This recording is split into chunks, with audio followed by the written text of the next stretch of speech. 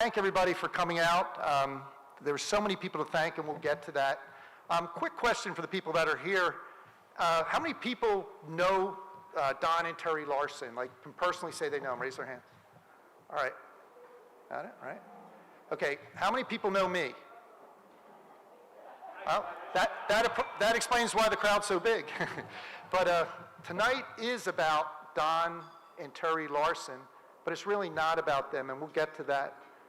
It's about their hearts and about a story that in 2012 absolutely made zero sense to me.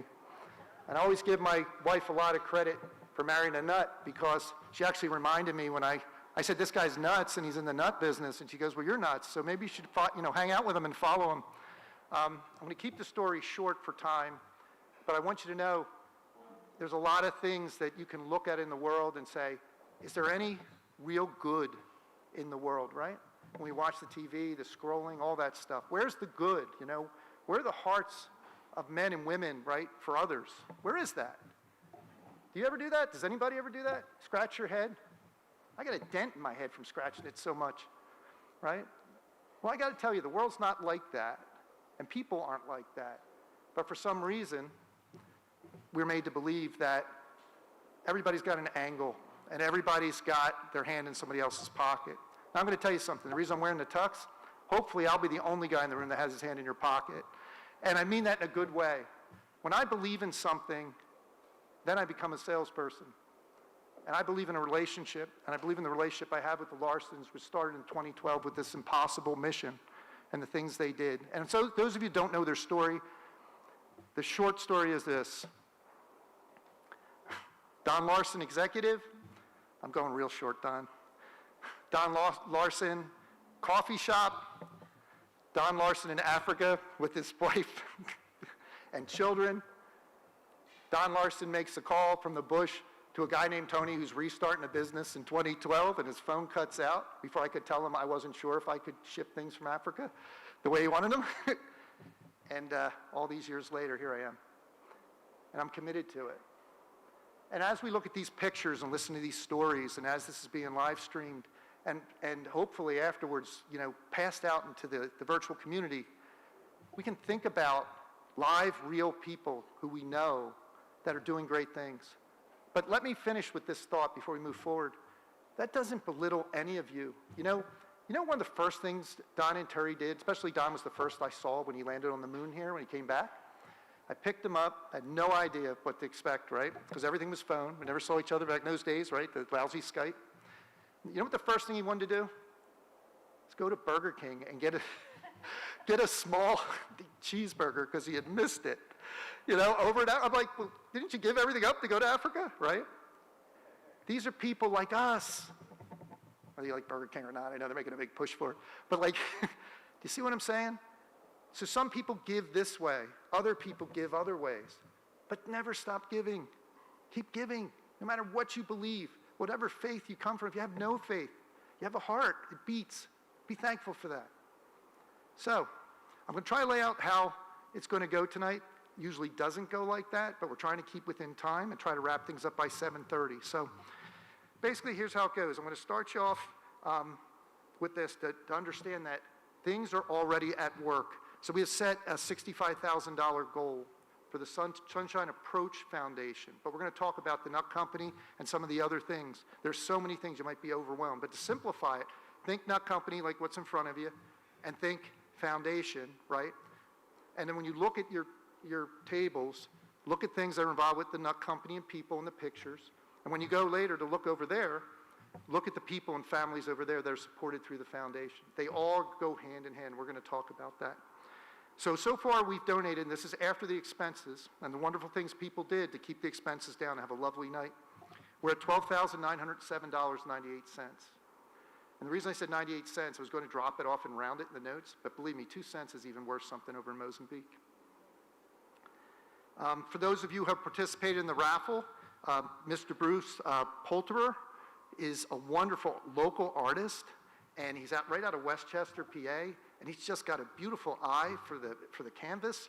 And if you've seen that portrait, It's a wonderful investment, and it could be a wonderful memory from tonight. So I encourage you, I'm not always give to get, but sometimes it's good to get stuff, Got some cashews, So participate. And by the way, it's a very loose environment, starting with the food. So what's going to happen is, once we get started, I'll go over it. You go over there, there'll be food, you help yourself. We're not going to do tables in a wedding, right? Sorry, right? But as we get started, you guys get over there, start eating. There's going to be about, I don't know, I think till 5:45-ish, we'll be eating, but you can continue to eat, okay? It's good, as long as we run out of food, right? But it's an open, friendly venue. Have fun. The people I could get to, I said, have fun tonight. We're celebrating something, right? You want to celebrate before you ask for anything, right? So the self-serve I explained. There's servers. Where are servers? They're over there in the corner. Hey, servers. There they are, wonderful people. Met some of them over there, over here, the left. These guys will help you with information, anything you need to know, if you want to know where the bathroom is, so forth. Anything you need to know, these guys will help. And they're wonderful people. I got to meet them before I got here, so wonderful, wonderful. Also, I already explained that you have the table over here and here. Check them out. Read the stuff. Take it in. It's good to start conversations at your table because it will make the information, the dialogue, the videos you're going to see, they're going to come to life, okay? So we're going to start with an opening prayer. Is Sean Ellsworth here?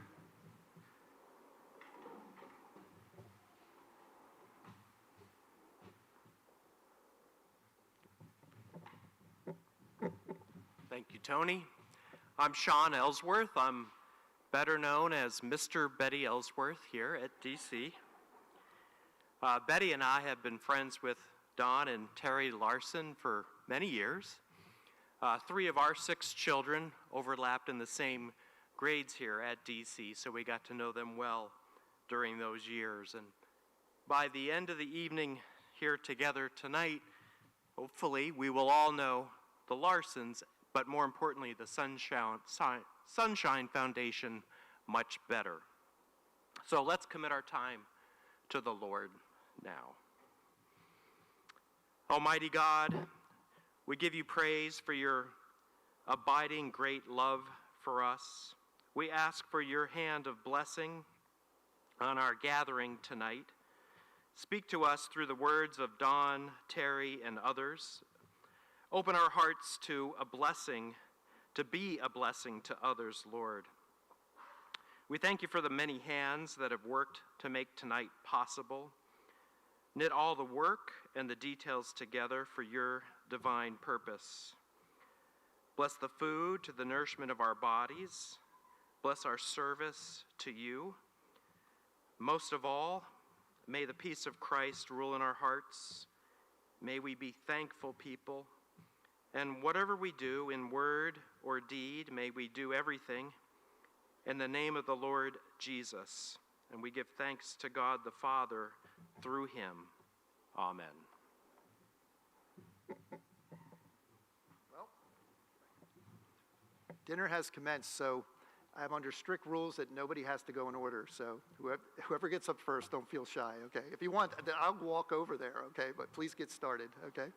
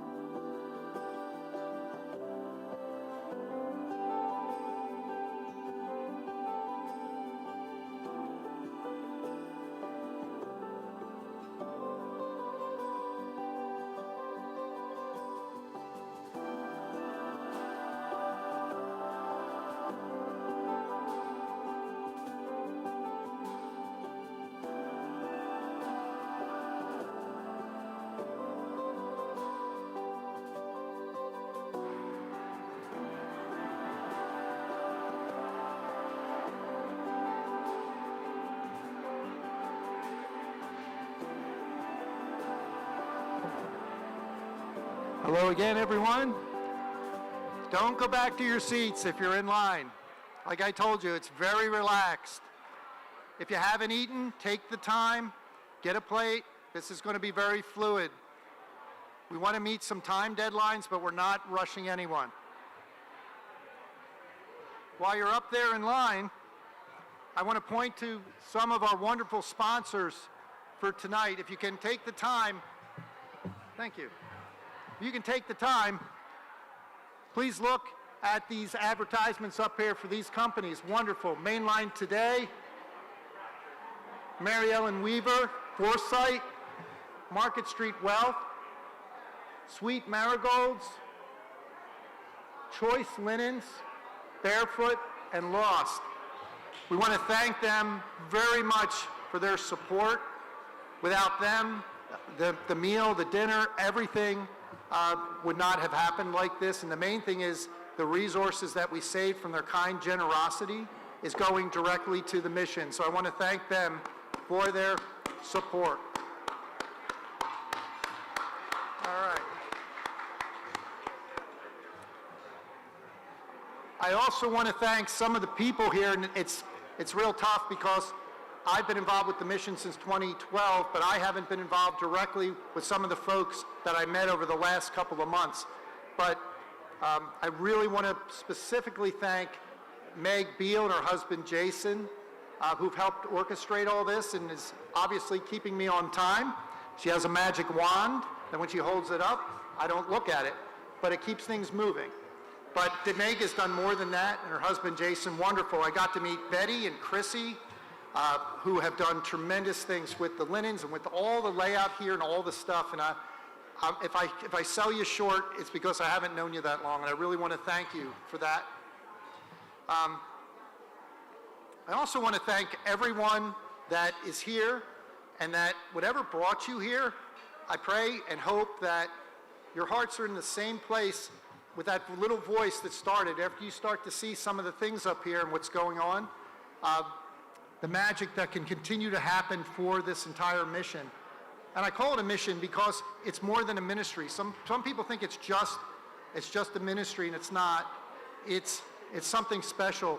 And not that there's anything against ministry. All I can say is this: it brings it all together. And once you start to hear from the Larsons and some of the things we're going to talk about, think about how it all fits. And for some of us who may not even understand the words ministry or mission, like I didn't years ago, it's a real eye-opener. And my last thank you goes to all the people I cannot see. Wherever you're at online, where we're streaming on YouTube, or if you see this video 50 years from now, I would hope that your hearts are lifted and that you would consider a donation or support or a way to be able to reach out, even if you don't appreciate this mission, to in your heart think about what you can do to change the world. And you don't have to be rich. You don't have to come from some very, very great university or some place where it just seems like everything lines up perfect for you. So think about that. And again, thank you. So we've got some other things going on. I had mentioned about the raffles for the portrait in the back. That's going to continue and then end at the end of dinner, which is going to wrap up somewhere between now and 6. When I say dinner, not stop serving, but this way the folks that are manning that can have their meal and do their thing. So if you can, keep checking out the raffle. It's a great, great opportunity. It's a great deal to just kind of give, to maybe get something really cool back. And even if you don't, you're going to find out what you're giving to is very powerful.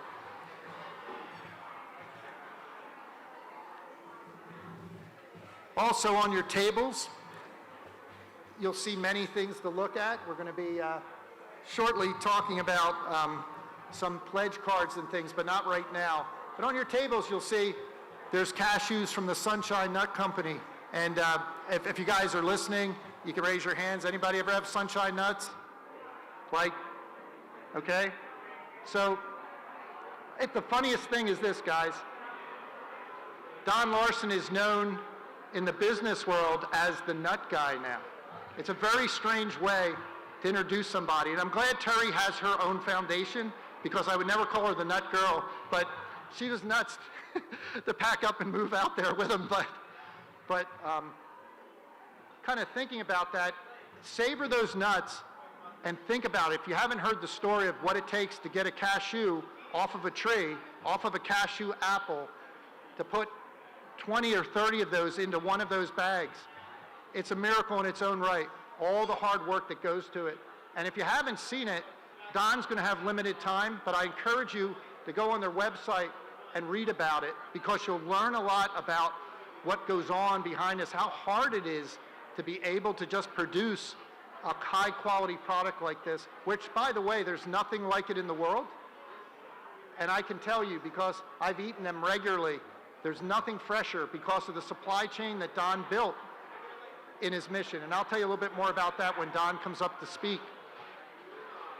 So enjoy those. Also on your table, related to Terry's mission, which, by the way, the Sunshine Approach Foundation, this is a celebration of Terry Larson too, and very much so what she's done with the Sunshine's homes and the projects she's done with the orphans and widows, and what Don does and what they do in collaboration. And what I want you to do is look at those little bracelets and realize that they were touched by these little angels that were helping, physically touched, produced by hand, and their names are attached to that.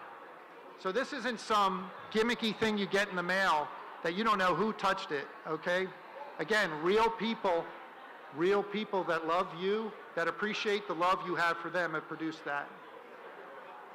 So please take the time to appreciate that. And I have some lovely memoirs myself, and I actually carry them around in my car. I have a little shrine, and there's some lovely things that were sent to me from Mozambique, and I cherish them. So please take the time to notice that.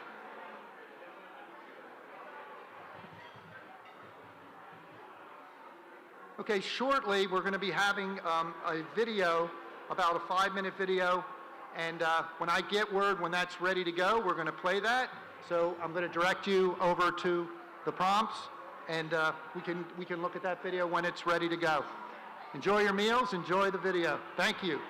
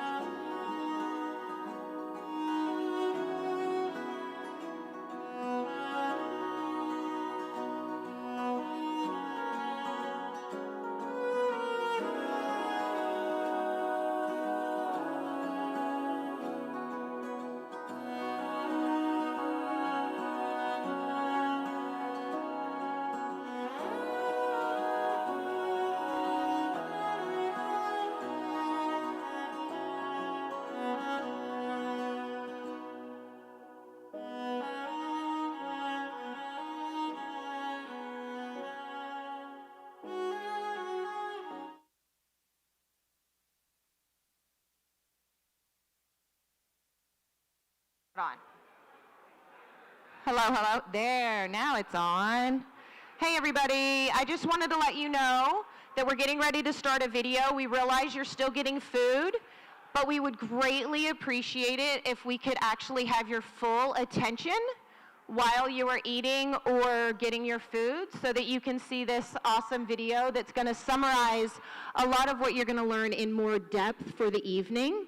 So if you would be so kind as to just give your attention to the video, but of course don't trip over yourself as you're going through the food line. By the way, I'm Meg. For those of you that don't know me, you've gotten multiple emails from me, and praise the Lord, you will not get many more from me. I know you're sick of hearing from me. All right, thank you. We're Don and Terry Larson, and this story, the story of Sunshine, began with a simple act of obedience. Years ago, we felt God ask us a question that changed everything. Will you trust me with your lives and use what I've given you to serve the poor? We left behind comfort, success, and certainty to follow a calling that seems almost impossible. That is where the story of the Sunshine Nut Company and the Sunshine Approach Foundation begins. I was a seasoned executive in the food industry with over 25 years of experience, including leadership roles such as Director of Cocoa Operations at Hershey. We had stability, success, and comfort. But deep in our hearts, we knew we were being called to something more. In 2007, I found myself standing at a crossroads in life. Despite a successful corporate career, I felt a deep spiritual pull to pursue something greater than personal success, to use business as a force for transformation in some of the poorest places on earth. I received a clear sense of purpose: go and build food factories in developing nations to bring lasting economic transformation. God convicted me to use business not just to generate profit, but to bring lasting transformation to places where poverty feels impossible to escape. In 2011, we made a bold decision to say yes to God and obey His calling on our lives. We sold nearly everything we owned, packed up our family, and moved to Mozambique, trusting God to lead us one step at a time. We didn't come with all the answers, but we came with a belief that dignity comes through opportunity. We came with a knowing that God was behind this all. We came trusting that God's heart is always for the vulnerable. Mozambique was chosen for its abundant cashew resources, a crop that was once central to the nation's economy but devastated by conflict and neglect. I saw both purpose and potential in restoring this industry and using it as a catalyst for community transformation. In one of the poorest regions of the world, hope doesn't come easily. For millions of children, families, and villages in Mozambique, poverty isn't temporary. It's generational. It's relentless. And for many, it feels inescapable. But this story is about changing that reality. We saw an opportunity to rebuild, not just an economy, but lives. We saw potential where others saw loss. We believed God wasn't finished here, and that's how Sunshine Nut Company began. Sunshine Nut Company creates high-quality cashews, but that's not the real product. The real product is jobs, meaningful jobs, living wages, and safe working conditions. Dignity for people who have been overlooked for generations. Many of the men and women who work for the company grew up poor and vulnerable. Now they have stability, purpose, and hope. In Matola, Mozambique, Sunshine Nut Company was born out of this vision. What makes it unique isn't just the premium roasted cashews it produces, but how the company is structured. We provide employment with dignity and purpose. A job, it's a dream come true in Mozambique. 80% of the population are subsistence farmers, trying to just survive off their plots of land. We operate a business model with heart and integrity centered on dignity, community, and transformation. But from the very beginning, we knew this business was never meant to stand alone. Sunshine was never meant to stop at the factory doors. To ensure that success would reach the most vulnerable, we founded the Sunshine Approach Foundation, a nonprofit created to turn business success into community transformation. The foundation is the heart of everything we do. Sunshine Nut Company exists to fuel it, but the needs are far greater than profits alone can meet. That's why God invites people like you to join us. Together, the company and foundation act as a holistic system for transformation. We did not come to give handouts. We came to restore dignity through opportunity. Through our employment project, we offer a hand up to those who are able to work. Through meaningful work, people regain dignity, purpose, and self-worth. Yet not everyone is able to work. There are vulnerable individuals who truly need a hand out. These are the orphans and widows our foundation is committed to serving, with compassion, care, and hope. Through the foundation, we build Sunshine Homes. Through Sunshine Homes, widows and abandoned women are partnered with orphan children, forming real families built on love, stability, and belonging. Instead of institutions, children receive a home, a mother, love, education, and a future. When you give, you help turn orphans into sons and daughters. These children are no longer invisible. They are known, they are loved. Your support makes that possible. The foundation also empowers widows and vulnerable women, restoring dignity through work, leadership, and belonging. When women are restored, families are healed. When families are healed, communities are transformed. Through Sunshine Villages, we walk alongside entire communities, providing agricultural support, training, and opportunity so families can become self-sustaining. Entire communities are supported to become self-sustaining, gaining tools, training, agricultural opportunity, and market access. It's discipleship through dignity, helping families experience the freedom God desires for them. Families move from survival to stability, from isolation to community, from poverty to possibility. This isn't a temporary fix, it's generational change, and your generosity makes it possible. We don't lead this work from a distance. We live here, we pray here, we serve here. We know the names, we see the stories. And we take seriously the responsibility God has given us to steward every gift with integrity, humility, and faith. But the truth is, there are more children waiting, more families hoping, more villages ready for transformation. And we cannot do this alone. When you give to the Sunshine Approach Foundation, you're not just donating. You are restoring dignity, you're building families, you're changing the future for generations. When you give to the Sunshine Approach Foundation, you're not just helping people survive, you're helping them thrive. Because hope doesn't happen by accident. Today, Sunshine Nut cashews are enjoyed around the world.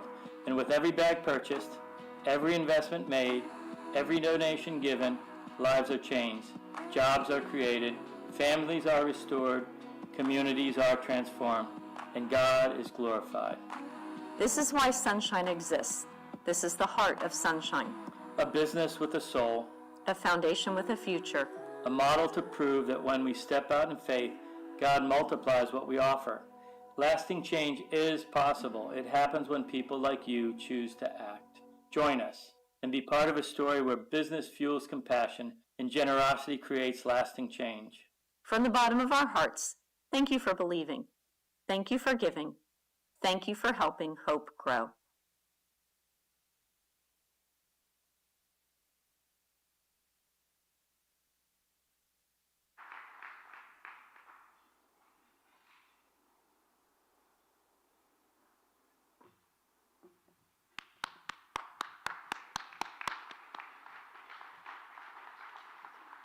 I love following up after the Larsons because I get the applause, you know. But more than a story, it's real. I keep saying that. It's right in front of you. That's what makes this special, real special tonight.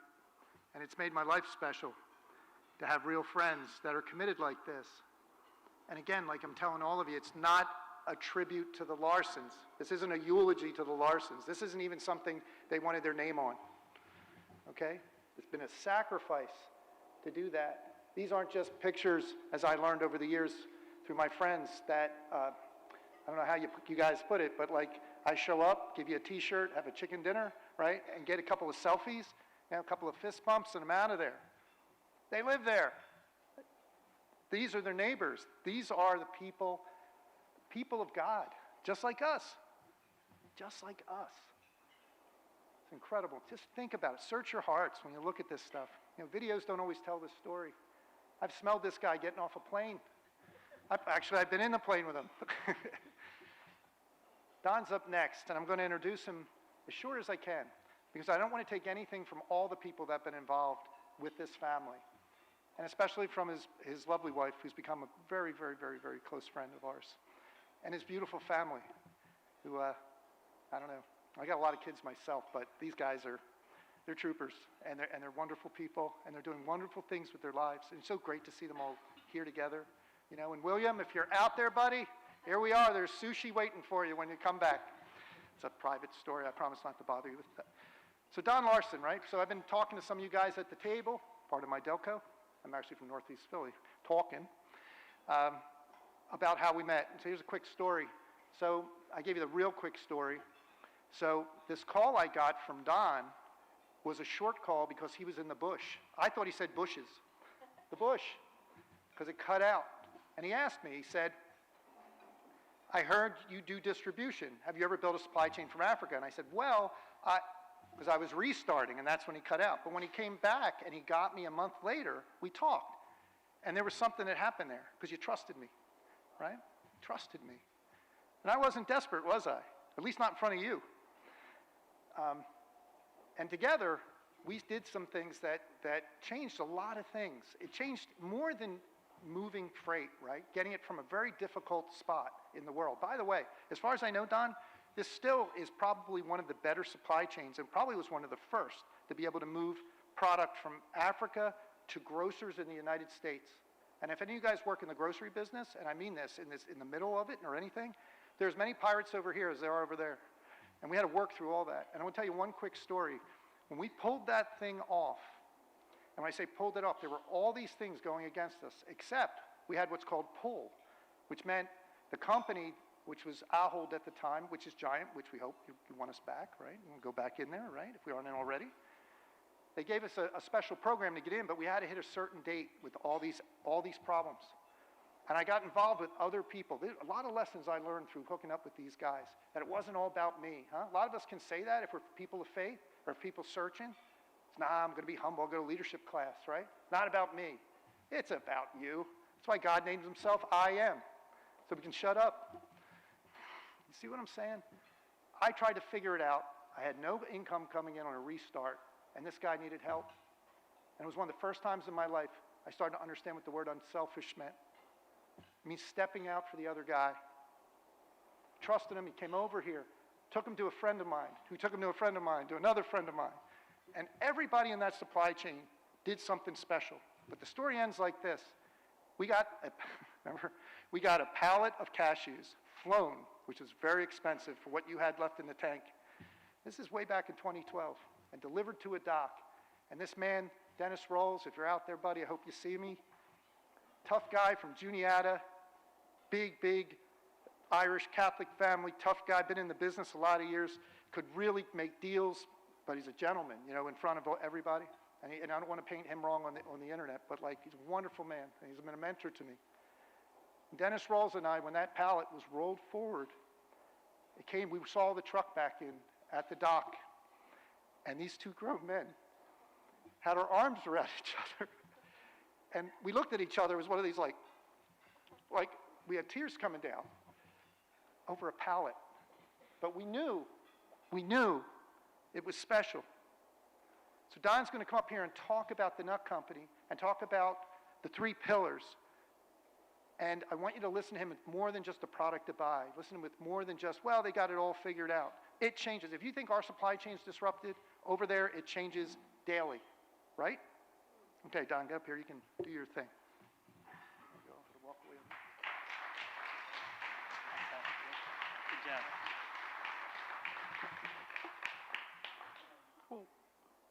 What did I do?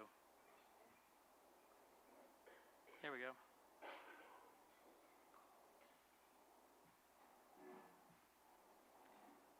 There it is, sorry. So back in 2011, when we landed in Mozambique, my plan was to raise up the goose that lays the golden eggs.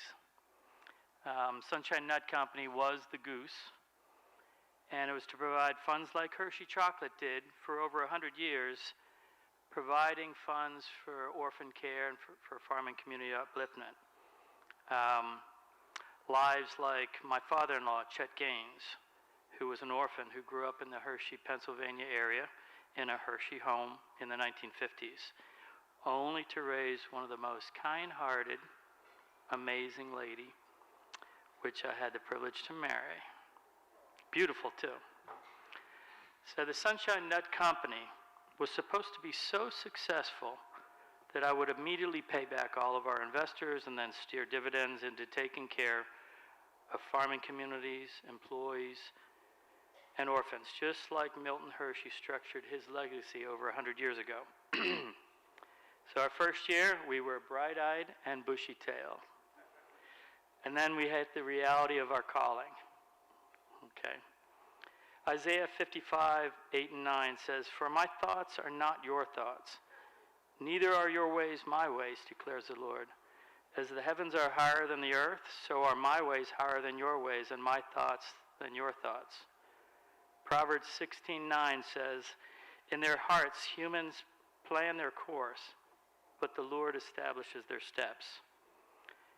I didn't envision all of you here tonight and having this event, but God did, and that's what's wonderful about his planning. It's brilliant. Everything is for purpose, and his ways are not my ways. I've realized that for 15 years now. All of the trials, all of the situations that seemed extreme, they were there for a purpose. Terry and I are not the same people that we were when we landed on Mozambican soil, as you can see. We had plans, we had ambition. I had ego. And ego doesn't sit well with God. That inflated, self-centered ego, that voice constantly whispering, me, my achievements, my importance, my will, clashes directly with the posture God calls people toward, one of humility, dependence on him, and surrender. The plans are still in place, but the steps to get there are different than my intentions. What I didn't realize is how much work God needed to do in me first. I needed to have my ego stripped of me. I needed to understand the real problems. I need to feel the pain and suffering I was attempting to help. So I arrived in Mozambique with an ego the size of Texas. I was the top negotiator for Hershey. I knew about exploitation for my cocoa assignment, as I was chosen to go up against accusations of child labor and slave labor. I had built many buildings. I had installed many pieces of equipment. I had implemented many corporate level projects. I handled a lot of problems with ease. The Lord made sure over the decades to prepare me for the physical side of the assignment. And I was unprepared, though, for the spiritual side. I won't share with you the 15 years of theft, betrayal, robberies, fraud, embezzlement, extortion, trafficking, lying, corruption, false accusations, armed home invasion, lawlessness, deception, and exploitation. There's a reason Mozambique has remained one of the poorest countries in the world. The World Bank just moved it lower to the second poorest in the world. There's a framework of poverty which we fight every day. While it looks like we are losing, we aren't. We're winning. We just need to persevere and overcome each trial. There's always a solution which surfaces, always, even in the bleakest moments. Now, I've taken a beating to my ego. While it was the enemy inflicting the punishment, it was God allowing it to humble me. My whole family has hung in there and suffered. We went from great comfort to great discomfort year after year, yet it feels like the abundant life. Strange but true in many ways. It feels like abundance because we are taking ground. We are fighting the good fight. And we have friends who care and are right beside us. God is always there to provide, and all of you are part of that provision. Thank you from the bottom of our hearts.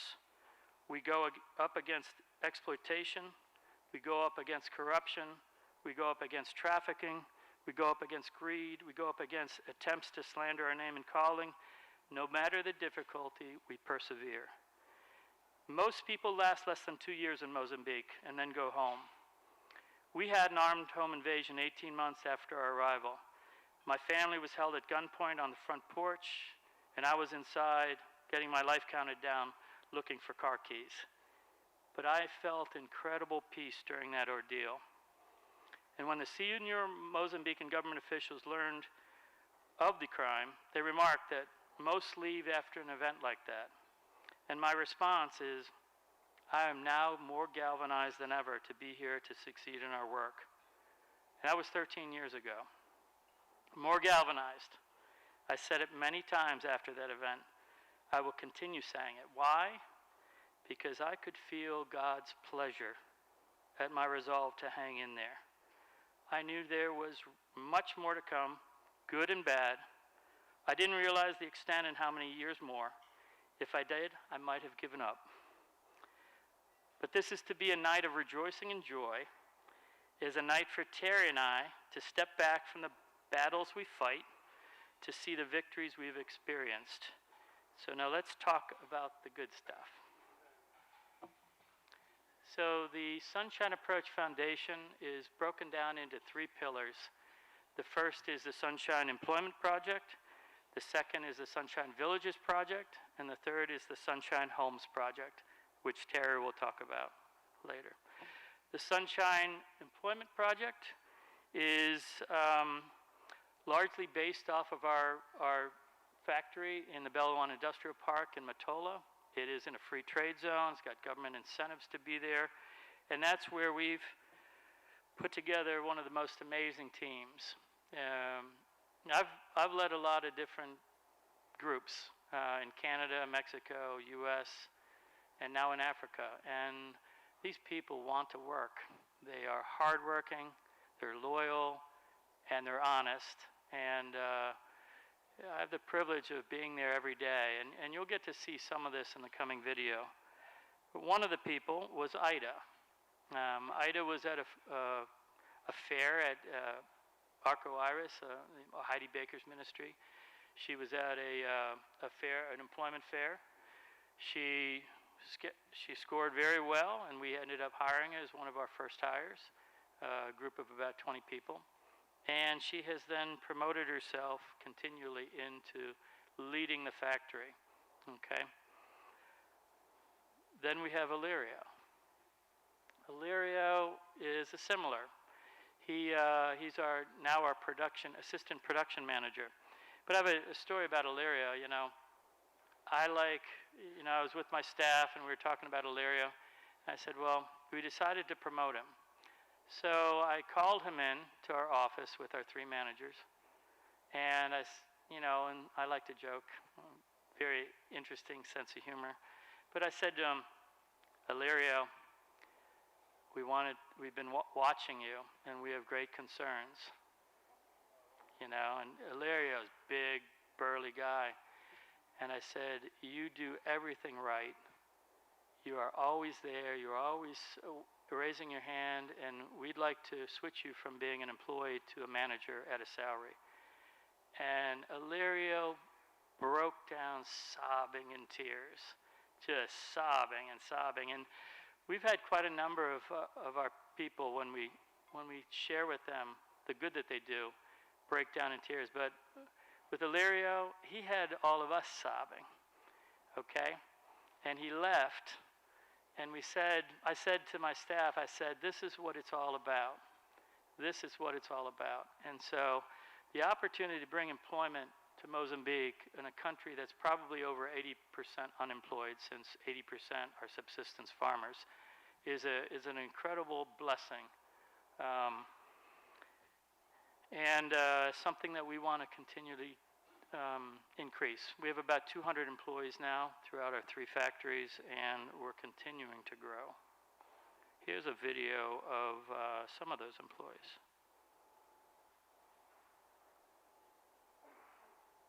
I think. Well, my name is Abel Titus Makamo. I'm a Christian. I was born again like 20 years ago. I've never had such experience like the ones I'm having here. But one of the things that impacts me and touches me the most when it comes to Sunshine is the environment.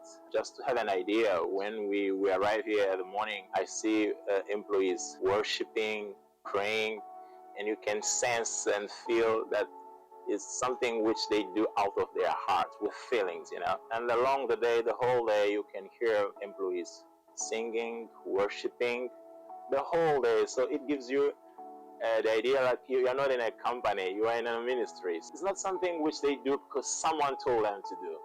They do that because it's their faith. It seems like God picked each individual, pointed them by his own finger. So amazing people with love, empathy, good working environment, And the other thing also I like the most is the fact that Sunshine takes care of dozens of orphans. We're talking about kids that have been abandoned. This project is giving the best so that they might have a future. Mozambique, our country, have been hit by floods from December last year till the first months of 2026. And the company organized more than 3 tons of cashew butter to offer people who have lost their houses, everything. So we went there just to donate. Mr. Donald and a couple of colleagues went in there and we interacted with the people individually. That was very beautiful. I've never seen any company in my whole life which have such a great social impact in the way that Sunshine is doing. So that humane part of this project is something which I found very, very amazing. So it's very good to be here. Thank you. My name is Micah. I've been working Sunshine since 2013. I am very happy to be part of Sunshine family.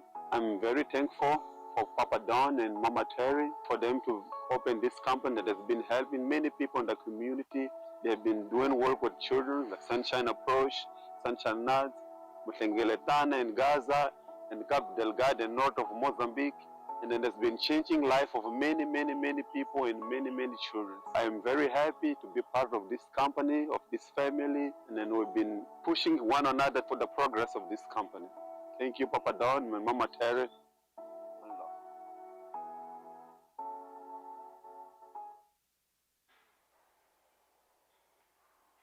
Okay. So the next pillar is the Sunshine Villages project. And really this project is one of taking farming communities and bringing them into out of abject poverty. The typical 1.4 million cashew farmers have incomes of actually less than $50 per year. This is extreme poverty. That's why it's the poorest in the world. And what we do is we grow cashew trees, we install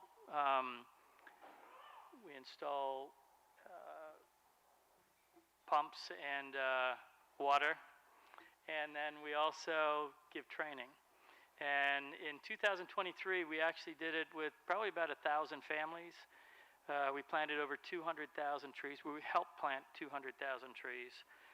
But we did that predominantly in the conflict regions of Mozambique. I'm not sure if any of you know that Mozambique is one of the hot spots for Islamic insurgency.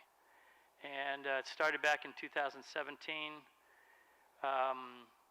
Islamic insurgents entered the area. They have proceeded up in the northern part of Mozambique to kill over 6,000 people, displace over 1 million. And this was an article in Christian Post. This was just about 6 months ago, where they were continuing to behead Christians and things like that. We entered this area, the hot spot of the area, back in late 2021, early 2022.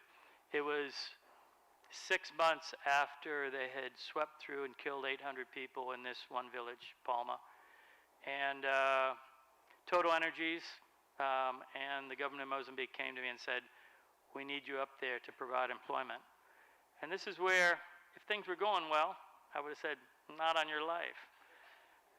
But they said, we'll pay for everything. I'm like, let me bring that to the Lord. And these are one of the fascinating things about God, is I would have never done this. But what we did was something that only God could orchestrate, and only God would ask of us. So we went, the first thing I did is I took a jet into the camp area. We first met with the displaced people camps. Now, if 1 million people displaced, 5,000 per camp, there were a lot of camps, but we chose the ones where there were cashew leaders and where there were areas where people had still been away from the region. And we decided, okay, well, we're gonna go ahead with the project there. And what we did, I think these are kind of out of order, but we started and they're way out of order. We entered into the area. I met with the let me see if their slides are there. still. Yeah, okay, so there's missing some.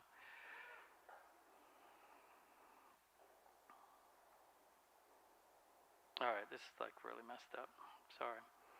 We entered into the area, and that area was full of problems. We entered, and I personally talked with 10 different communities. It was a hostile environment. Yeah, they're like really messed up. Anyway,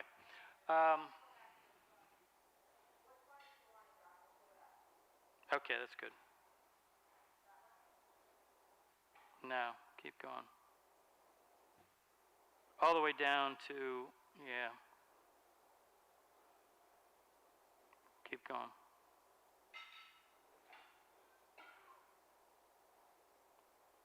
All right, right there.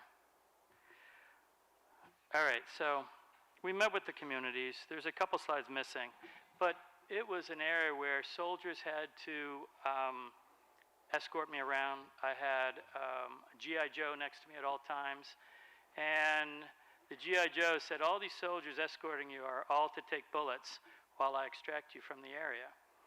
And we met with 10 different communities. It was hostile, but we brought peace, we brought opportunity, we brought something that they had never had. And because of that, we started that project up there in 5 different communities. We planted and worked with hundreds of families. These are all very, very strong Muslim communities. They still are making nothing. They've been displaced, and they're very angry. And we brought the love of Jesus, and they just didn't understand why we would do this. And it was a brilliant opportunity for us to just demonstrate God's love without anything but the desire to help. And so we put together a nursery. We grew 165,000 trees. We installed water wells. We gave every family who had the ability about 500 cashew trees. And that increases their income to $3,000, $4,000 a year. And that doesn't mean as well working in the factory. So that is something that we learned. And we brought it down south. Now these are the houses of our village in the south, okay, Mushakantava. We brought and built a factory there. We put in a community farm. But these are the houses. I tell people it's grass roofs, stick-walled, dirt floor. They have no possessions. We recorded what their possessions were for because they're building, they've got jobs, they've got income, they're building new houses, a block. But this is the project that we have, and it's one where everything is holistic and community-centered. And then we have, from that community, we have all types of work as well. This was the school in the community, and my wife and I raised money. Actually, it was raised through here, right? Yeah, and we were able to replace the school that the children were in, give them each desk. They were sitting in the sand every day without anything. It's something that we are looking to build a clinic for them. They have no clinic. There's no place for women to have their babies. And for a simple $500, we can build a nice community clinic for them. You know, so these are the things that we see on a day-to-day basis. And so, yeah, here is... Transforming lives one cashew at a time. We partner directly with smallholder farmers, increasing annual incomes from as little as $33 to around $5,000 US.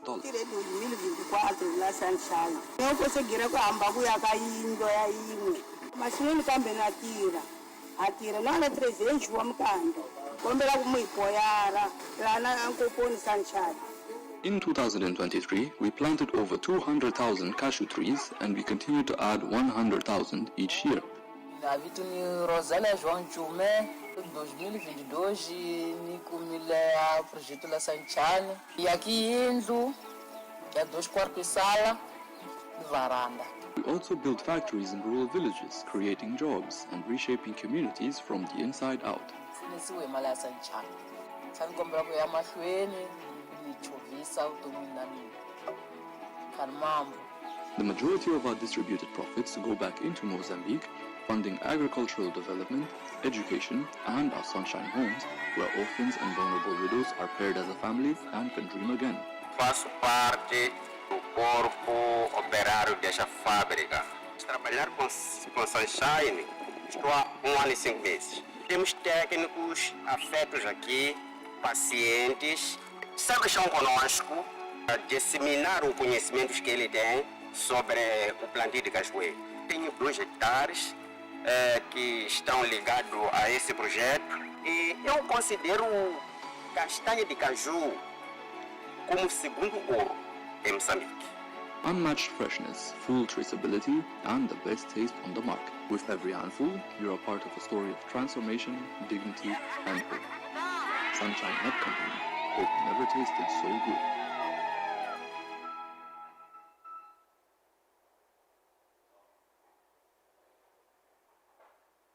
Now, there should be some videos that roll through here.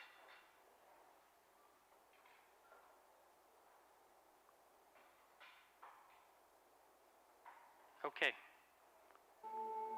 I think you're up there. I sat down to try and write you a thank you note for last week, the incredible week we had, but it just wasn't going to work and it was going to be way too long. So I thought, in the spirit of all the videos that we did last week, I thought I'd try and record you a video.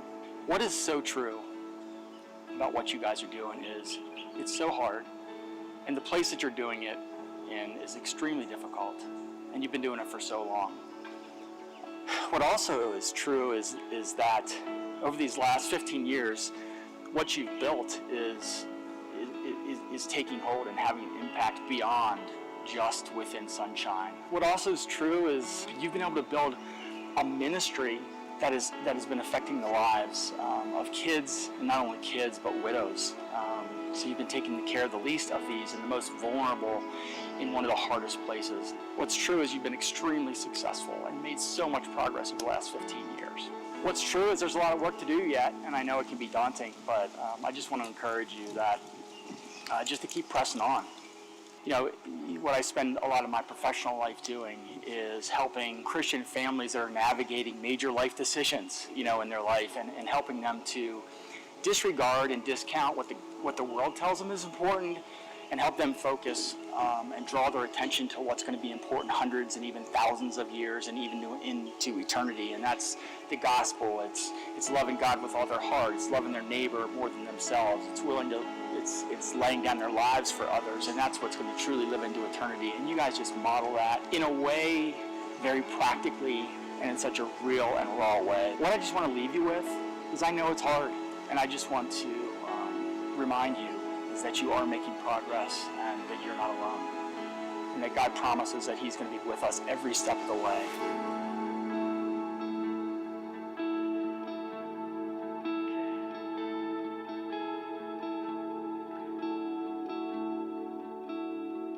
So we had an investor come a week and a half ago, spend a week with us, and he got to see everything we do. And I encourage any of you who want to come and see what we do, you'll see the depth of what we do and the desire of what we want to achieve.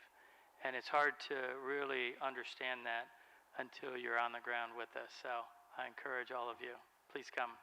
We'd love to see, because these families, these individuals, they're the poorest of the poor.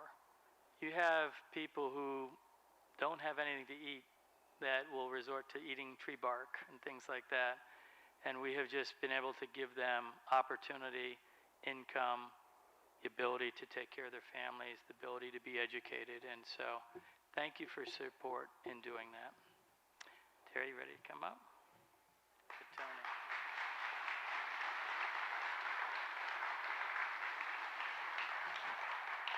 By the way, I just got through a case of malaria. I landed, so I am feeling 100% now. I read online it's not contagious. Kiss them on and the internet. Get out of here. Okay. One second. I got to switch these out.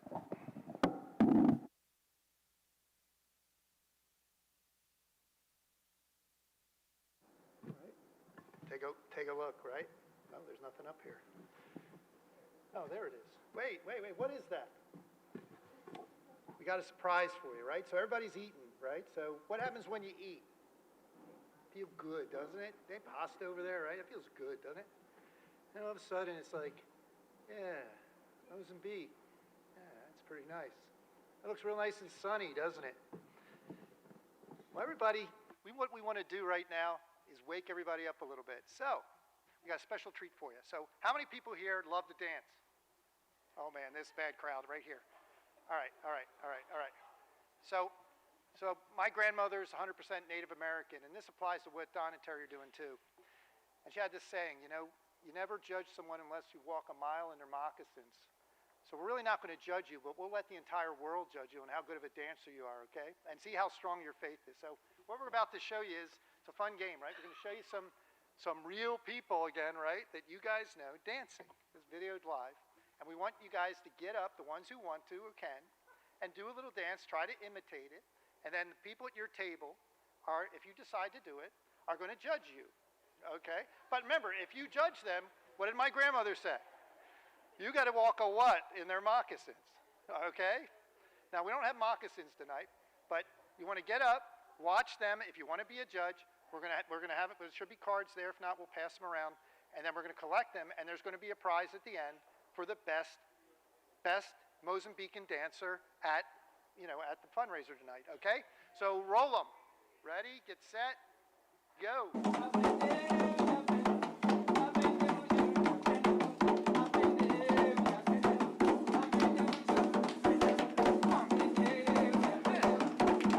Now's the time when I shame people. Here, happy feet, happy feet. Look at this guy over here.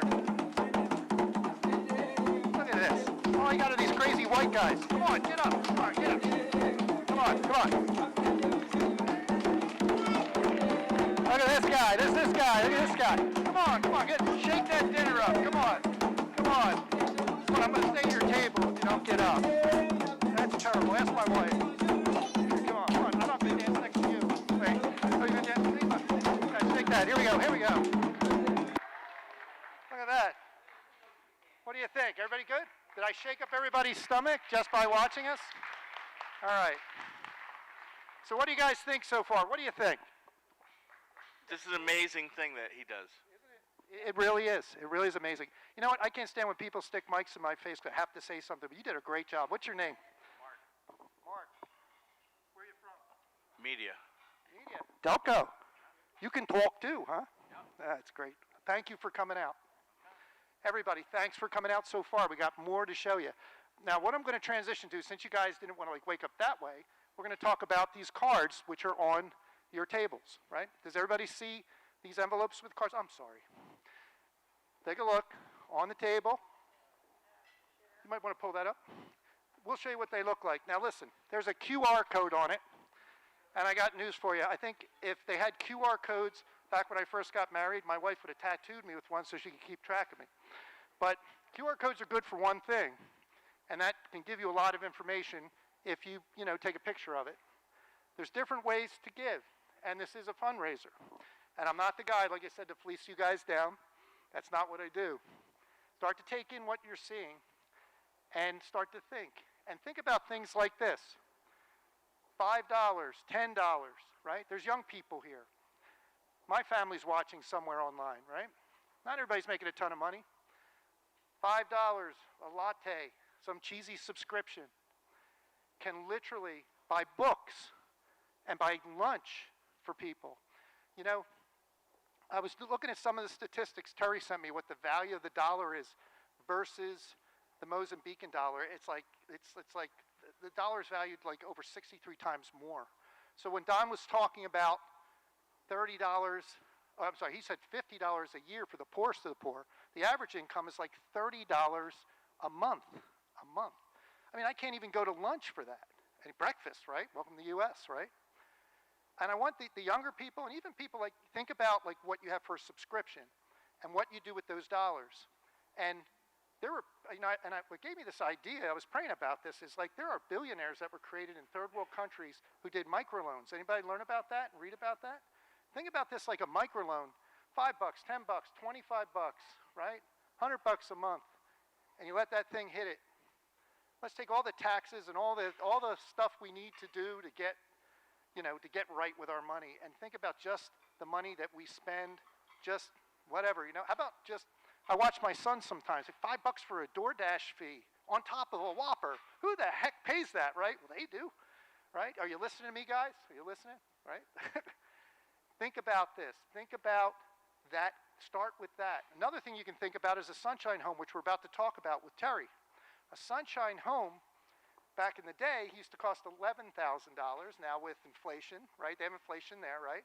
Is $25,000 for a home where those people live, right? My business, at times we had struggles, yet my employees could see the grace of funding something like that. And you can fund a family with all expenses paid, including a house mother in Mozambique, after the house is built, for almost $350 a month. And it's not like a sponsor. When you say sponsor, I mean, these guys they're getting food and lunches, private school, and a house mother, and utilities. It's amazing when you look at the value. When I say this, it's a very, very cheap way to talk about money. Like the value of how we value money and how a third world country values money. And the beautiful thing about the Sunshine companies are, and I mean this with respect, Don and Terry aren't getting rich off of this. The Nut Company gives back 90% to the community. Try doing that math over here, Not a guilt trip, not a guilt, I'm not that guy. It's not, and people tell you got like religious guilt, family guilt, traditional guilt. Guilt is not of what people of God are all about. We're not about guilt. We're about reality. But our reality isn't here on earth, is it? Because what they did makes absolutely no sense to me.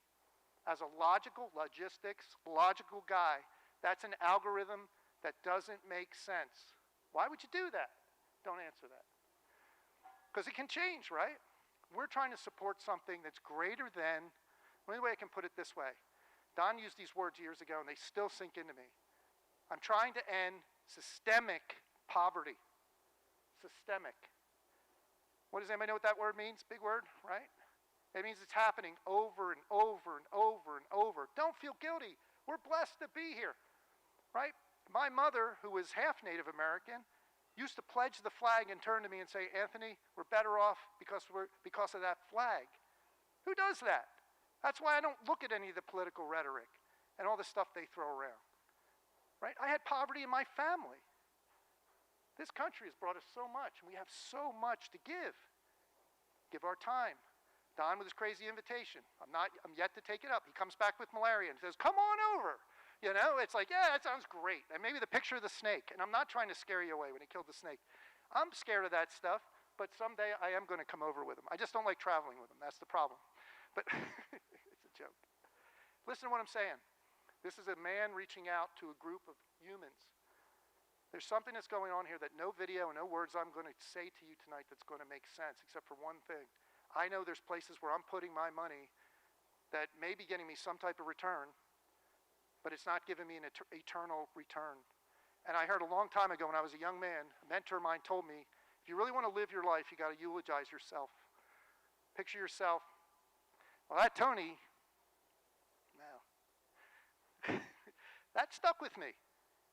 This is a whole nother level.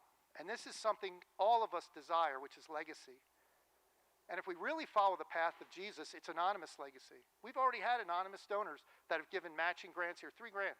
Some guy showed up at my desk, put it on my desk. Tony, don't tell him who did it. $3,000. Just because he stopped in my office one day and he saw a bag of cashews, and of course I gave him the half-hour commercial, but I do it different than Don does. And he said, I'll stop back sometime. I'm interested in that. How does that happen? I don't know. All I'm doing is I'm trying to talk to your hearts, not your wallets. So what do we got next? I always lose myself in all this fun. Let's see, what's going on? We got, let's see. We got the pledge cards up, so we're going to work those till the end. Thank you for all those who have already participated in the raffle. We've also got the dance contest, which is narrowed down to a couple people, so people are winning already, whether they like it or not. So here's what we got. Now I'm going to stretch your minds. My friend Terry Larson, my very, very, very, very, very, very dear friend, and I use that because she's a girl. But she looks just like my wife's matron of honor. It's the weirdest thing. And they never knew each other. This is a secret. I don't know if you knew this, right? So Karen, if you're out there and you donate, that's what she looks like.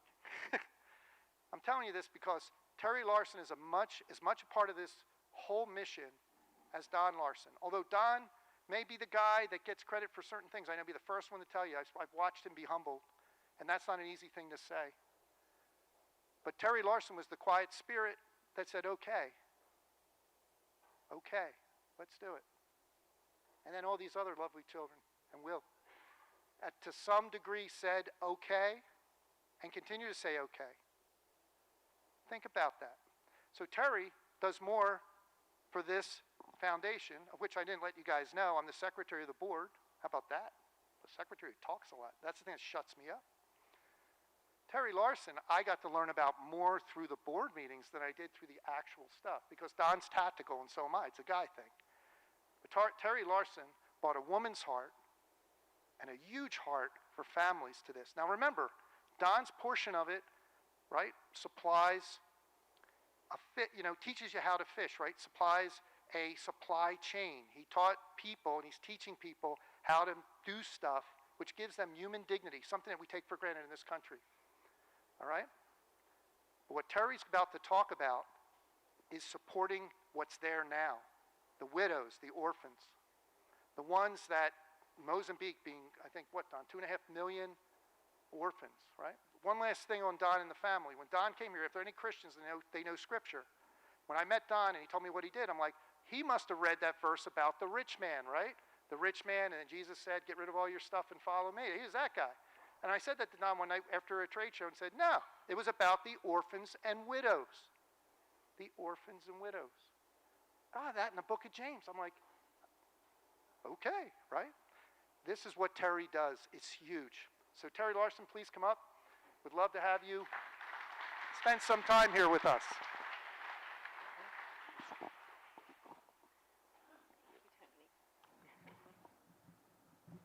Just one note before I start. I've seen people out looking at their bracelets.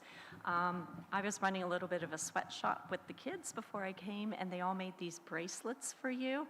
And to put them on, you just hold it by the middle part and pull, and you can open it up. And then when you stick it on your wrist, you just pull it back on the other side again to make it fit. But these were made by the kids because they wanted to send something to bless you.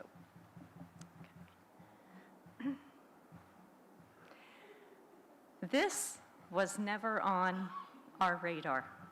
Almost 15 years ago, when we moved to Mozambique, we were expecting to give back the majority of our distributed profits to help orphan children, but we just assumed we would be giving it to existing orphanages. Until these 3 children entered our lives in 2014. This is Cecilia, who was 12 at the time, Madalena was 5, and Antonio was 3. They had been recently orphaned. Their father died in a horrific car accident, and their mother took her own life. And we were approached and we were asked, because I was helping out at different orphanages, we were asked, where would you place these children? Where is the best orphanage to put these 3 kids?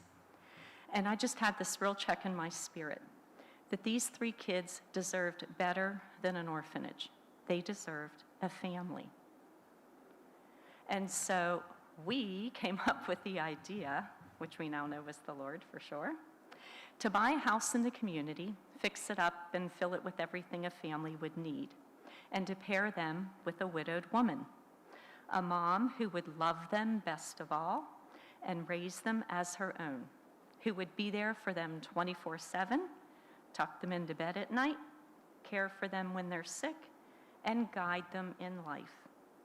This woman was equally vulnerable and in need. She had raised her own children and was now left behind as well and suffering. This gives the widow purpose and family again. And as we know, Scripture says, God places the lonely in families. This is a picture of Cecilia at her high school graduation.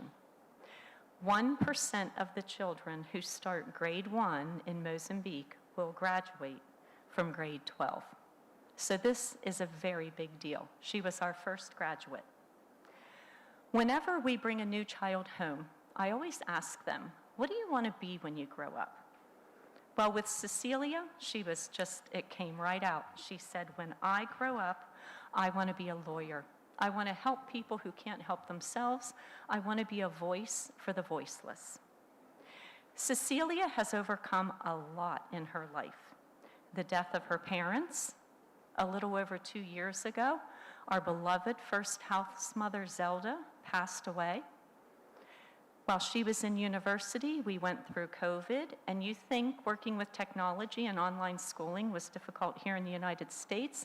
Imagine doing it in Mozambique, where you don't have any of that going on. She also, a year and a half ago, her studies were interrupted because of political unrest when Mozambique experienced very violent riots for several months. But this is Cecilia now. She's 24 years old. She's completed her university courses. She's working on her thesis to present for graduation. She has a paid internship at a local law firm and has a promised job with our distributors in Mozambique.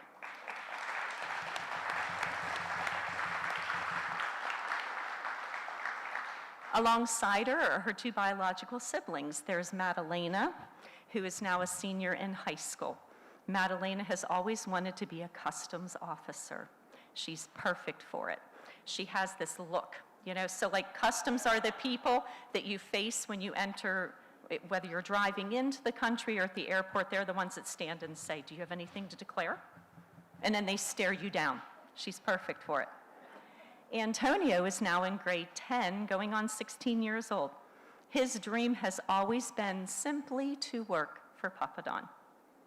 I'll never forget when he was just a little guy, we were doing some maintenance on their house and the plumber needed materials, so off we went to the market to buy them. My colleague Delcio was driving, I was in the passenger seat. In the back was Antonio and the plumber. And the plumber was making small talk and he said, so Antonio, when you grow up, what do you want to be? And Antonio sat there and said, I want to work for Papa Don. And the plumber was like, what? You have so much opportunity. You could be a lawyer, you could be a doctor, you could be an accountant, you could be anything you want to be. You don't want to just work at a factory. He didn't even look. He didn't flinch. He just looked straight ahead and said, nope, I'm going to work for Papa Don. So we warn everyone, our employees and staff at the factory, to watch out because Antonio's coming their way.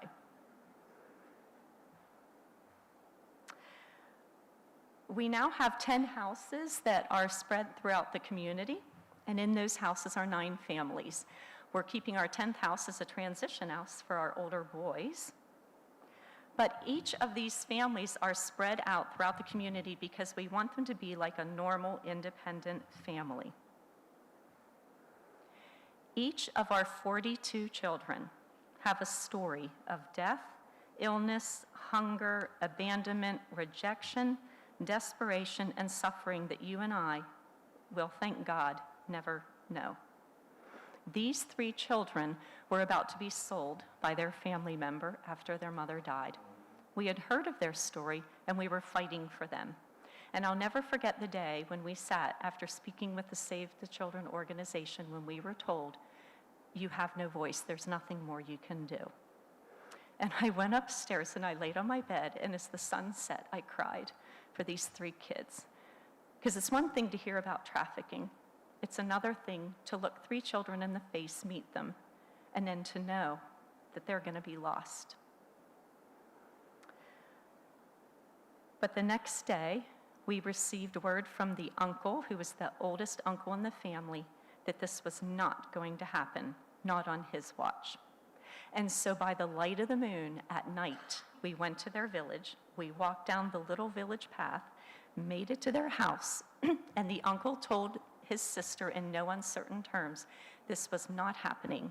These children were going with us that night, and we were able to rescue them.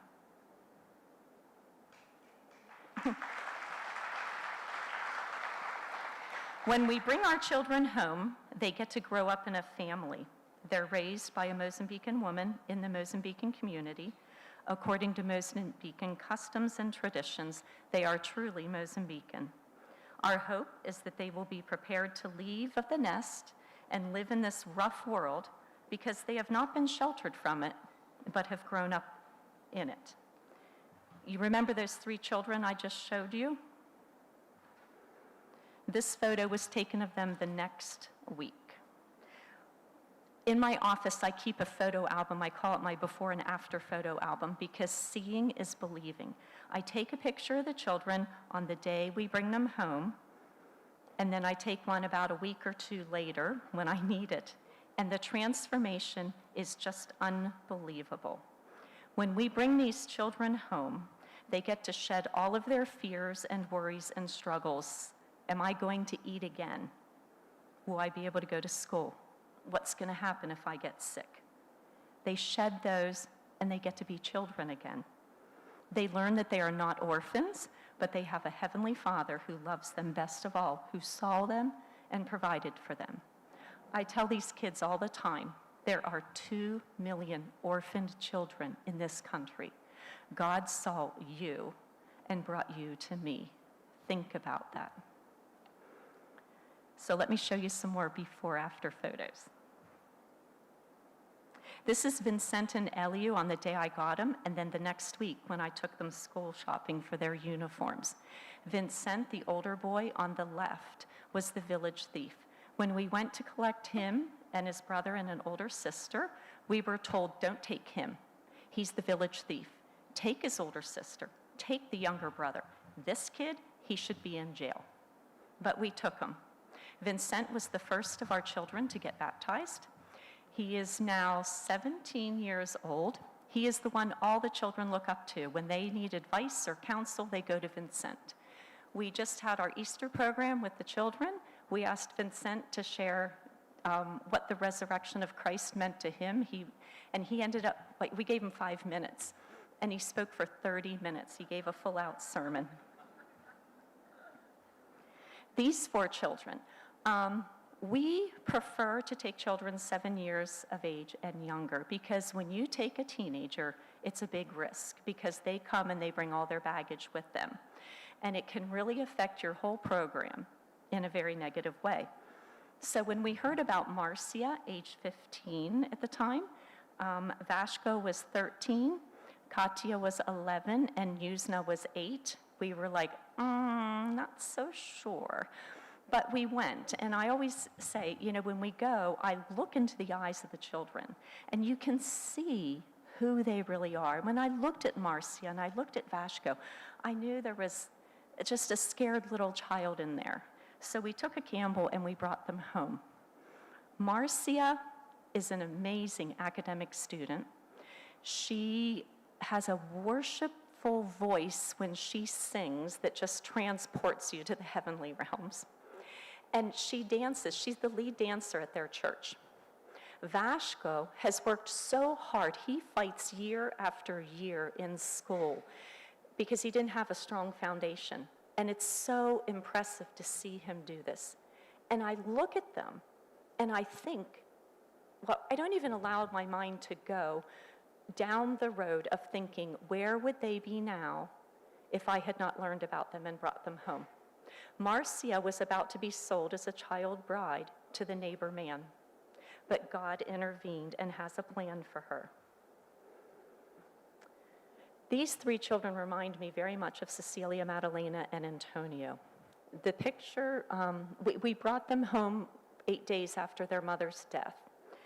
Tatiana was like Cecilia. She was firm, and she was going to make sure no matter what happened, she was going to make it in life. Wanai, the middle child, who couldn't even look at the camera when I took the photo, was hurt and angry. And then little Gildo, the baby of the family, just so confused and not understanding what's going on. That photo on the left was taken on Saturday. The one on the right was taken on Tuesday. It's such a big difference. Shelton. Shelton had a twin sister, and they lived in a very remote village, and their mother died when they were quite young. And the father wanted to go and ask for help from the government with the children, but he was afraid because in his village there was a man who had done that after his wife died, and the children were taken and sold. And so he thought he'd just give it a go on his own, but he just didn't have the capacity. When he would go out, he didn't know what to do with them, so he would put them in the chicken coop. It was the best he could do. But in the end, Shelton's twin sister died. And that's when we got a call to move quickly and bring Shelton, because it was a life or death situation. He was 18 months old, he weighed 14 pounds. He couldn't walk and he didn't talk. And we brought him in and we took him to our third house, and Ilda, we said to her, we'll get you a bed tomorrow, but for tonight, could he just sleep with you? It might be good anyway if you just like held him and cuddled him and loved him. And she said, sure, no problem. So the next morning we show up, and Ilda comes walking out of her house with this bleary look on her face. And we were like, oh, how did your night with Shelton go? And she was like, I didn't sleep at all. And I said, oh, I'm so sorry. I said, did he cry all night long? She said, nope, he sang. He sang all night long and kept her awake. Shelton was walking within a week, and let me just show you him now. Now we can't get him to stop talking. He is the light and joy of our family. Faustino was one of the most hurt children I have ever seen. And when we brought him back, I remember saying to Delcio, we're going to be up at 2 a.m. one of these days hunting him down because he's going to run off. I just know it. But through the love and the consistent stability that he received from his house mother, he has transformed. Faustino loves the Lord. He's a worshiper. On any given day when you pull into where their house is, if he's in taking a shower, you can hear him belting out worship music. He's learning to play the keyboard, and he loves to write songs. Now, I'm not sharing these stories to pull at your heartstrings. This is not a Sally Struthers commercial or one that the Humane Society puts out with a shivering dog tied outside in the winter. What I want you to see in this is what God has done. And he's done it not just for our children, but he also does it for our moms. Ilda, I had a picture here, it's not showing up, but Ilda came from, all of our moms come from really impoverished situations. And so we are as committed to them as we are to our children. And we give them purpose and we give them a family. So let me just share with you a little bit about what we provide for our families and what our needs are. First of all, family sponsorship. We want our families' independence, so we give each of our moms a certain amount of money per person living in the house. And then the moms budget it and take care of all the food and the utilities for the family during the month. 5 of our 9 families are sponsored. We have 4 families that still need sponsors, and their pictures are over there on that table. So maybe your family or your small group or your church or your business would be interested in covering the expenses of a family, and if so, I'd love to talk more with you about that, and you could even take one of their photos home with you. One of the things I'd really love to see is each of our mothers sponsored. Our mothers are lovely. Each one of them feel called by God to raise these children as their own. They are not an employee, and they do not get a salary. They are beneficiaries of our foundation. So they receive a monthly gift, we call it, of $100, an agradecimento. And so that's their own personal money for however they want to use it. Now you think, $100, that's not much. Well, take it times 9 mothers. That's $900 of our budget every month that's going towards our mothers. None of our mothers have sponsors yet. This is something new I'm trying, and their pictures are over there as well. So if maybe you feel called to sponsor a mom, we can talk about that. Educational sponsorship. Remember, as I said to you, 1% of the children who start first grade will graduate. That's just not good enough for me, and it's not good enough for my kids either. I want to see them graduate, and I want to see them go on to trade school or to university. So our children attend a private school. Now, do not think private school like this private school. Children only go half a day in Mozambique, but this private school does give them a leg up. It's $50 a month to sponsor a child, and we're really blessed right now because all 42 of our children are covered. But new children will come. We still have 7 places for children. So the $50 covers their tuition, snack, transport, and re-registration fees. Now let me just share one thing. Sponsorship for me is not just about you sending money every month to support a family, to support a mother, or to support a child. It's about relationship. So I want them to know you, and I want you to know them. So I spend a lot of time connecting you with video calls, where you get to talk to your child or family, letter writing, and also praying together. So we have several people here in our group tonight who are sponsors of our children and families, but I would like to invite Betty Ellsworth up just to share with you what sponsorship is to her. Oh, you're right up front there.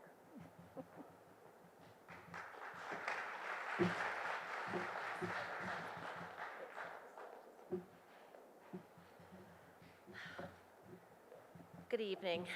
My name is Betty Ellsworth, and you've met my husband, Sean, a little bit earlier. I'm grateful to be able to share about our journey with Don and Terry and how we came to get involved with the Sunshine Approach Foundation. I met Terry back in the early 2000s as we taught third graders together here at Delaware County Christian School. We even had the joy of teaching each other's children that first year. Our other third grade teaching teammate is also with us this evening, Peggy Bell, so nice to see you here as well. We loved those days collaborating and working as a unified team, and already I could see Terry's deep love for children was evident as she was a dedicated and nurturing teacher. During those years working at DC together, Terry shared that she and Don were praying about selling their possessions and moving to Africa to build a cashew farm. I knew that Don had worked at Hershey Chocolate and was currently building a cocoa processing factory near Philadelphia. But changing gears to a cashew business, my heart was curious and maybe a little concerned about my dear friend. We prayed together as they considered this tremendous move. Don and Terry's faith and prayerful decision that the Lord was tipping their nest to step out and serve in a mighty way across the globe is history. Thus, this incredible meeting this evening. Thank you, Don and Terry, for listening to the call of the Lord and for responding to the Sunshine Nut Company, for starting the Sunshine Nut Company. So fast forward 10 years after staying in contact with Terry during her trips home from Mozambique, Sean and I learned of a way that we could get involved with Don and Terry's work. Terry explained that they had begun the Sunshine Approach Foundation. Through the foundation, they purchased local houses that needed to be renovated or torn down and employed local workers to renovate those houses or build new ones. Widows and abandoned wives are partnered with young children who had been orphaned and invited to live in these new houses, creating new sunshine homes. These homes provided a loving family for mothers and children and educational opportunities that enabled children to thrive. So many lives were impacted, from the skilled worker and construction laborer to local women and children. Truly, this initiative is amazing. Like the Sunshine Approach Foundation website states, their areas of focus are dignity, love, and community, and this program clearly provided all of those. Terry let us know that sponsors were needed. Shortly thereafter, we learned about Vashko. Terry and Don had been notified by a social action organization that 4 children were in desperate need. The children had been abandoned and were caring for themselves for 2 years, living in a small house that a neighbor had on their property. Vasco and his older sister Marcia, who is not in this photo, were teenagers. As Terry said, already technically too old for the Sunshine Approach program. However, around this time, Don and Terry saw the movie Sound of Freedom about the dark world of sex trafficking. They knew the challenges that awaited Vasco and his sisters if they remained on their own. After prayer and discussion, Don and Terry agreed that Terry would drive to the village to meet the children in their home, as she was sharing earlier. Terry saw innocence and vulnerability in the children's faces and felt confident that they would come and experience success in a Sunshine home. Vasco was 14 when he moved into a Sunshine home and entered 6th grade into a local private school. Sean and I have been specifically involved by supporting Vasco's education. We love being his cheerleaders. We enjoy opportunities that we have to connect with Vasco throughout the year through letters and FaceTime calls, to catch up on life, learn about his progress, encourage him, and pray with him. Vasco has a tender heart. He always greets us with a huge smile and enjoys showing us his latest artwork. I'll just share with you a couple of updates about Vasco's progress. So Vasco's now in high school. He enjoys playing soccer with his friends. He finds math to be a challenge, as do I, and loves drawing in his spare time. He is quite an artist. This year, Vasco also started up on keyboard lessons. Vasco asked to be baptized 2 years ago, which was a very special occasion. We sent a cross so Vasco would always remember his baptism day, inscribed with Jeremiah 29:11. Vasco enjoys reading his Bible and growing in his faith. Vasco's part of our family. Our children and our grandchildren know him. His pictures are on the fridge with theirs, and they hear updates of his journey. Sean and I are thankful to know him, pray for him, and to watch him grow and thrive from afar. A sweet relationship with my teacher friend, Terry, drew us to the Sunshine Approach Foundation, and another relationship that we are truly grateful to enjoy and to be a part of has resulted. Our dream is to someday meet Vasco and hug him, but until then, we support, we encourage, and we pray. I want to close by reading Jeremiah 29:11. For I know the plans I have for you, declares the Lord, plans to prosper you and not to harm you, plans to give you hope and a future. Thank you.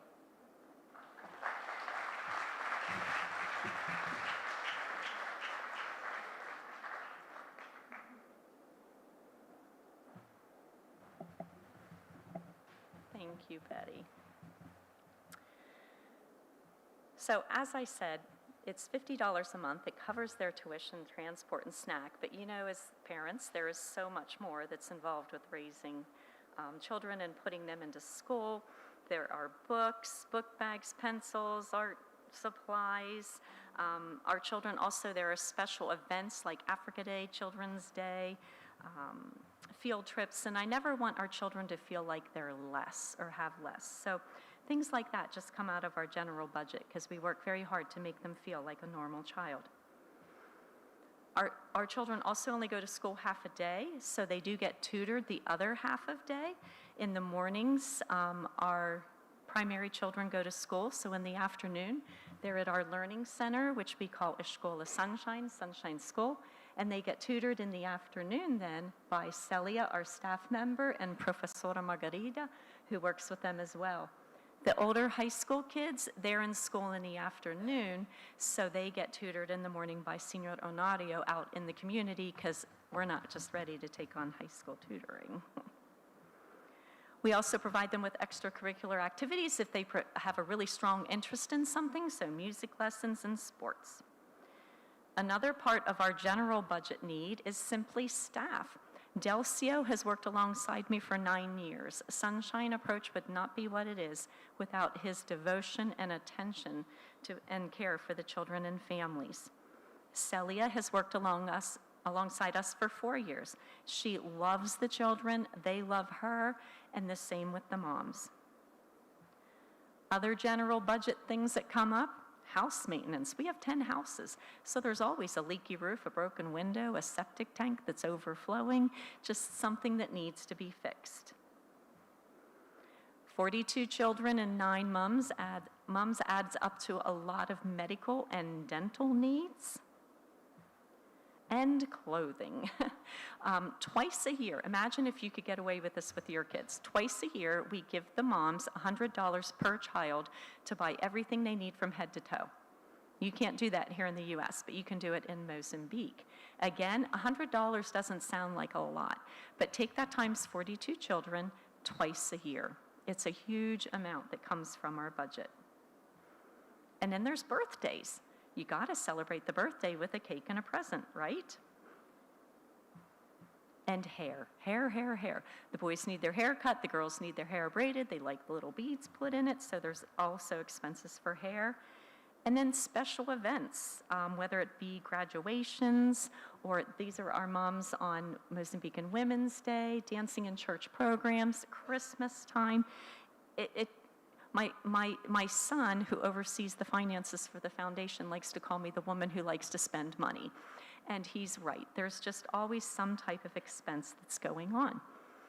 So, yes, we are here today to encourage you to help support us financially, support us through prayer. But there are other ways you can support us as well, and that's through spreading the word about what we do.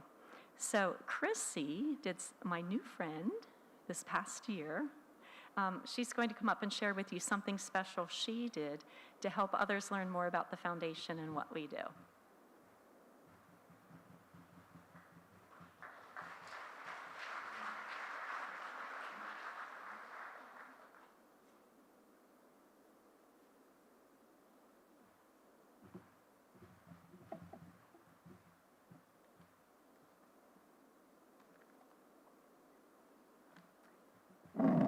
Rillo. Hi, everyone. So these are tough acts to follow. I was sitting back there thinking, wow, I don't know if I should be as honest as I'm going to be right now, but hey, I'm going with it. So, good evening, everyone. As Terry said, my name is Chrissy Wolf, and I'm a volunteer for the Sunshine Approach Foundation. How I became involved is a story that has God's fingerprints all over it. It was November 2024, the beginning of the holiday season. And for me, that's the time of year that I start regretting that I didn't plan ahead or begin shopping earlier. I'm sure some of you can relate to that. Right in the middle of that mindset, I receive a bright yellow Evite from Meg, inviting me to a sunshine brunch, get this, on Saturday, December the 7th. My first thought was, this is a little different. I mean, in my world, in December, everything's red and green, and it's got a gold bow on it, but it's usually not bright yellow. So I'm thinking, I don't really know what this is about, and unfortunately, I'm sure I can't fit it into my December calendar. So the weeks go by, but December 7th remains wide open. The reminder came on my phone, and I was with a friend, and I asked her, I was like, do you know anything about this sunshine brunch? And she said, yeah, I just heard about it. She said, I think it has something to do with nuts. She said, I bet if you go, you can get some of those really nice packages, kind of like Harry and David's, and you can give them out as Christmas gifts. And she's like, and Meg lives right off of 202. I mean, you're halfway to the King of Prussia Mall. So I was like, you're a genius. I was like, I'm in. So I replied, yes, I'll be there. So I arrived on December 7th with an agenda. I planned to stay for 1 hour and then head to the King of Prussia Mall. But the minute I stepped foot in Meg's home, the pieces started coming together. Meg and her husband, Jason, were dear friends of the Larsons, and their passion for this ministry is contagious. I then had the sincere pleasure of meeting Terry. I can't say enough about her. She's one of those people that you adore the second you meet her. She's full of humility, grace, and compassion. And then she began to tell her and Don's story, which you've all heard tonight. Well, needless to say, my jaw dropped. And that familiar verse from Matthew 11:15 came alive. Whoever has ears, let them hear. And I listened. I listened with my whole heart. I listened to the stories that you heard tonight about the forgotten children, children living in the poorest country in the world, millions of orphans. I could barely comprehend the facts that Terry was sharing. Then the children's faces flashed across the screen, and I saw the sadness, the heaviness, and miraculously, as Terry just described, I saw the bright eyes and the warm smiles. They were now Sunshine Children, children who were safe and loved, children who had been rescued from a darkness that I could never even imagine. Basically, God broke my heart wide open for this ministry. And suddenly, that December to-do list didn't really matter anymore. I never went to the mall. I went straight home that day, not with gifts, but with a treasure. We chose to sponsor Madalena. You saw her picture several times. At that time, she was a 16-year-old girl.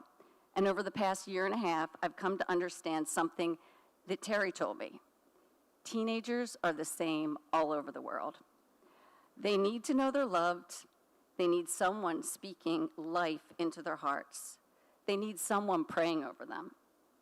It has been a privilege and an honor to do that for Madalena. I get to see her on FaceTime. I receive videos and updates about the highs and the lows of her life in Mozambique. I have the opportunity to write to her. It truly is a personal connection, even though she's 8,000 miles away.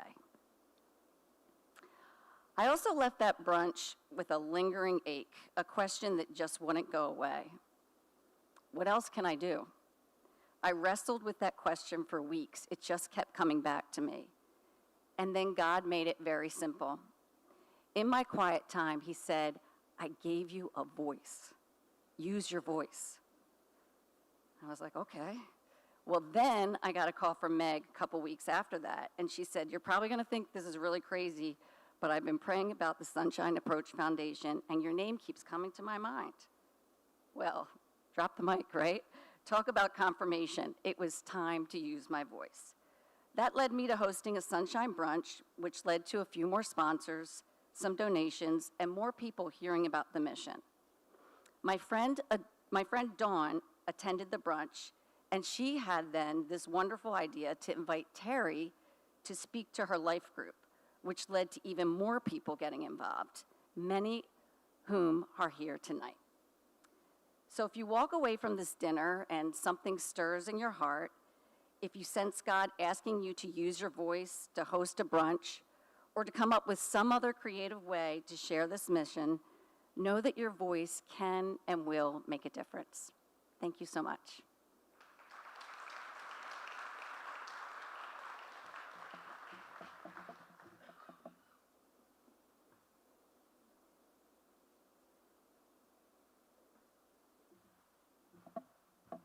Nobody look at the screen. Close your eyes, because you saw a surprise that you're not supposed to see. I have to scroll back. Can I scroll back? Okay, close your eyes. Scroll back 2 more, please. 1, don't look. Okay, stop. Some of you had your eyes open. Okay, let me just say first with what Chrissy shared. The Sunshine Socials, as they have come to be known as, have worked really well, because I know that for myself, I'm much more prone to support something that a friend of mine supports than just some random foundation out there. So it has been really successful just in spreading the word about what we do and supporting our families. So if you're interested in considering one, I'll be back in September. Let me know. All right, so when I began and throughout, I've been speaking to you, telling you that we have 42 children. I lied, kind of, because we're about to have 43. Can we go forward one? On Monday, we are getting a baby, a newborn baby. This is a baby boy, and his mother brought him and abandoned him at the hospital on Tuesday. You know, at first when you hear something like this, you think, how could a mother do that? And then you think, imagine the desperation she must feel to do that. And then you hear the story. Her family was going to sell the child to traffickers. And so she did what she could. And she took the baby and left him at the hospital so that this child would have a chance to live. And God is bringing him to the Sunshine family on Monday. So I have already named him. I have named him Jeremiah, which is Jeremias in Portuguese, because of Jeremiah 29:11, which I think Christy, right? Was that Betty? Betty just read. Because God has a plan and a purpose for this little guy, and I can't wait to see what he's going to do. Accepting a baby is a huge step of faith because of the expense of a baby in its first year. You think formula, diapers, wipies, and bottled water are expensive here in the United States, you should try to find and buy them in a third world country like Mozambique. But every time a baby has been brought to us, and I pray about it, God says to me, trust me and see what I will do. Every time we have had someone, a sponsor, who has stepped up and agreed to pay a recurring donation of $150 a month for the first year of the child's life to cover them. And so I'm just really trusting that God is going to provide for baby Jeremias as well. All right, the next slide, please. Okay. All right, so as I said at the beginning, let me just wrap this up for you. This was never on our radar, but it was on God's radar. I taught here at Delaware County Christian School, and when I did, I felt like I was living my God-given purpose. And when God pulled us, he didn't really pull us, we said yes, we went to Mozambique. I remember just crying out to him and just saying, okay, I'm gonna have to hold it now, just crying out to him and saying, Lord, like why? Why would you pull me away from a place where I was having so much impact on the children? And you look now at what he has done, and there is the answer. It's pretty awesome to think yet of what he has to do. You know, I always tell people we can give up our lives and answer God's call and go serve in Mozambique, but we cannot be effective without family and friends like you back home to pray for us, to encourage us, and to support us financially. And so yes, tonight we do ask you, how can you come alongside us and support us? We take nothing for ourselves, and you will never hear us ask for anything. Everything that you give, 100% of it, goes to care for our families and our farming families as well. I look out here at you all, and I have dreamed of this day for 15 years. To see our friends and our family gathered together to celebrate what God has done because we said yes and stepped on a plane. Mozambique can feel like a really far away, lonely, and isolating place. You feel like no one sees you. Nobody is going to understand what you're going through. And as Dawn said, it's rough. People come and go. They're gone within 2 years. I call it the land of goodbyes. We're constantly saying goodbye to people. But here you all are. People who have meant so very much to us. I can't even look at you because I'll cry. Who have meant so very much to us over the years. And you gave up your Saturday evening to come here. And that means so much to Dawn and I to see you here tonight. We are truly so overwhelmed and so blessed by you just sitting in that chair tonight. Thank you. And I will carry this night in my heart and my mind for days, weeks, months, years to come because you saw us. And because you saw us, you see them. And that makes all the difference in the world. So we've said it so many times. From the bottom of my heart, thank you. Thank you so much. Just have one quick thing.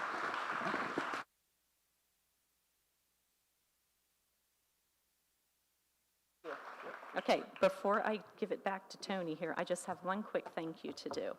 And I didn't think about what to say, so I'm going to do my best. This night, is about the Lord, and we want first and foremost for God to have the glory and the honor in all of this. But there is one person who twisted my arm to agree and get me to do this, and has worked beyond tirelessly behind the scenes to pull it together. And I owe Meg Beal the most big thank you ever. These flowers aren't just going to do it. So, and I know Jason had to put up with her and live with her during this, so we're going to take you two out to dinner. But for now, Meg, I brought these flowers for you tonight.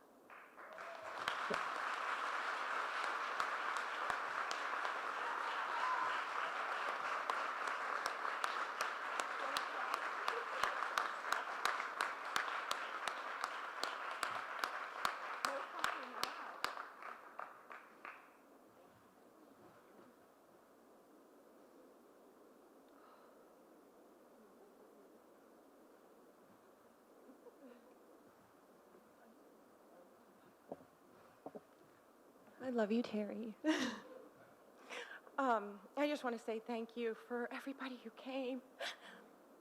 This is such a blessing, and I'm just so thankful for the patience and the tolerance of me nagging you. And now you know how my husband feels. So if you want to hug him tonight, feel free. So just really seriously, thank you. And Tony has some good news. We have Wi-Fi.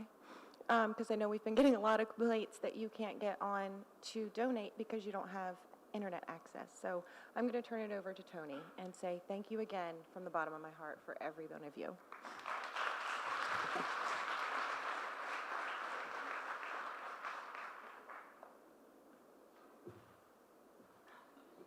So our next fund is the Jason Beal Memorial Fund. No, I'm sorry. I'm sorry. First of all, we're going to be going dark in a second. When I say that, that's for our folks that are streaming, because we need to upgrade the Wi-Fi here and continue the donations to come in. But before we do that, I got a couple things I want to say. First of all, to my boy Liam Larson gave me a text. He appreciated the shout out for the sushi. And Will, it's here, man, whenever you want to come, all right? So that means that this stream works, and we're in Africa. How about that, right?